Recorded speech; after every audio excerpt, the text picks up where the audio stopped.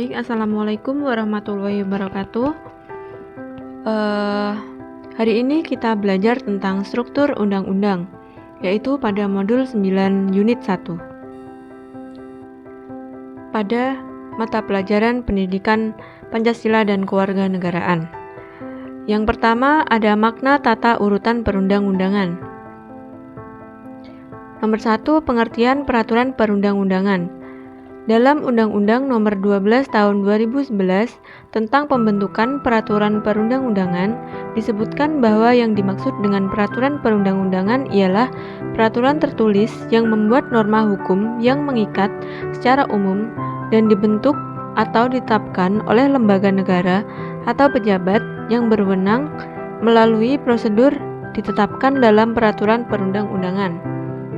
Yang kedua, ada tata aturan perundang-undangan, yaitu makna tata aturan berdasarkan Undang-Undang Nomor 12 Tahun 2011 tentang pembentukan peraturan perundang-undangan, sebagaimana hierarki atau tata urutan peraturan perundang-undangan yang tercermin dalam gambar tersebut. Terdiri atas yang pertama ada Undang-Undang Dasar Negara Republik Indonesia tahun 1945. Yang kedua ada ketetapan Majelis Permusyawaratan Rakyat atau MPR. Yang ketiga, undang-undang atau peraturan pemerintah pengganti undang-undang atau Perpu. Yang keempat, peraturan pemerintah. Yang kelima, peraturan presiden. Yang keenam, peraturan daerah provinsi. Yang ketujuh, peraturan daerah kabupaten atau kota perundang-undangan. Yang ketiga, ada lembaga atau pejabat negara yang berbentuk berbagai peraturan perundang-undangan, yaitu Undang-Undang Dasar Negara Republik Indonesia tahun 1945. Untuk pertama kali hukum dasar tertulis yaitu UUD Negara Republik Indonesia tahun 1945 ditetapkan oleh PPKI dalam sidangnya tanggal 18 Agustus 1945. Ketentuan dalam pasal 3 ayat 1 UUD Negara Republik Indonesia tahun 1945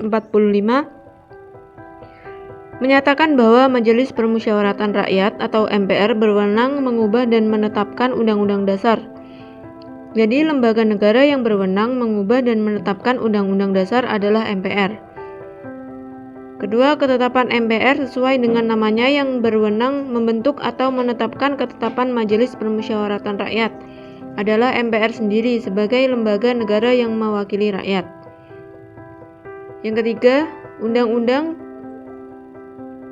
adalah peraturan perundang-undangan yang dibentuk oleh Dewan Perwakilan Rakyat dengan persetujuan bersama Presiden. Jadi terbentuknya undang-undang merupakan wewenang DPR dan Presiden secara bersama-sama. Yang keempat, peraturan pemerintah pengganti undang-undang atau Perpu.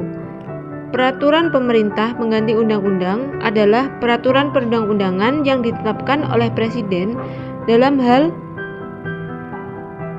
ilwah kegentingan yang memaksa atau dalam hal tersebut merupakan keadaan darurat. Yang kelima, peraturan pemerintah atau PP adalah peraturan perundang-undangan yang ditetapkan oleh Presiden untuk menjalankan undang-undang sebagaimana mestinya. Yang keenam, peraturan Presiden atau Perpres. Peraturan Presiden adalah peraturan perundang-undangan yang ditetapkan oleh Presiden untuk menjalankan perintah peraturan perundang-undangan yang lebih tinggi atau dalam penyelenggaraannya kekuasaan oleh pemerintah. Yang ketujuh, ada peraturan daerah provinsi atau Perda provinsi. Adalah peraturan perundang-undangan yang dibentuk oleh DPRD atau Dewan Perwakilan Rakyat Daerah provinsi dengan persetujuan bersama gubernur. Yang terakhir ada peraturan daerah kabupaten atau kota. Bisa disebut Perda Kabupaten atau Kota.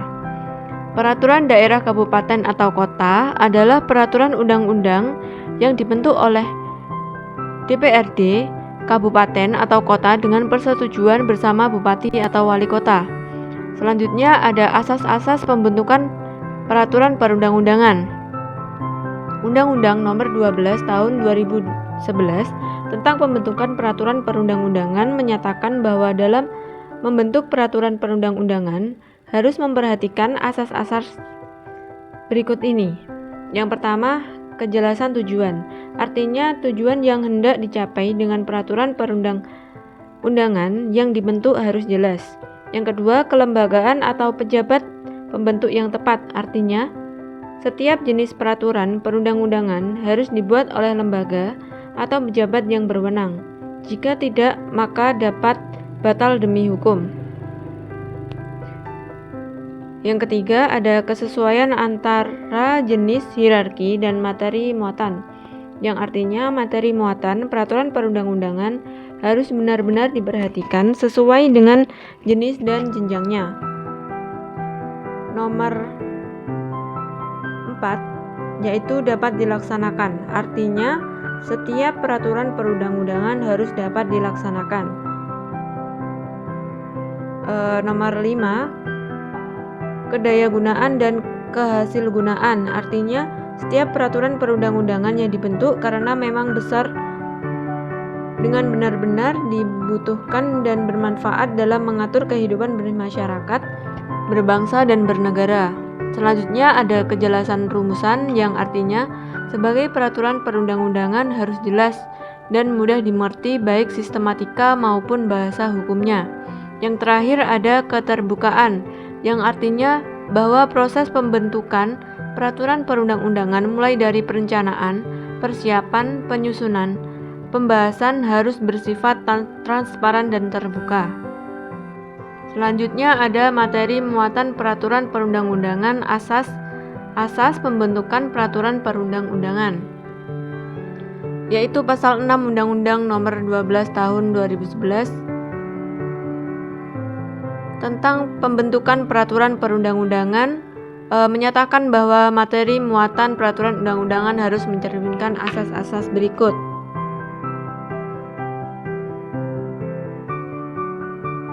Yang pertama ada pengayoman, artinya materi yang termuat dalam peraturan perundang-undangan harus dapat memberikan perlindungan dalam rangka menciptakan ketentraman masyarakat.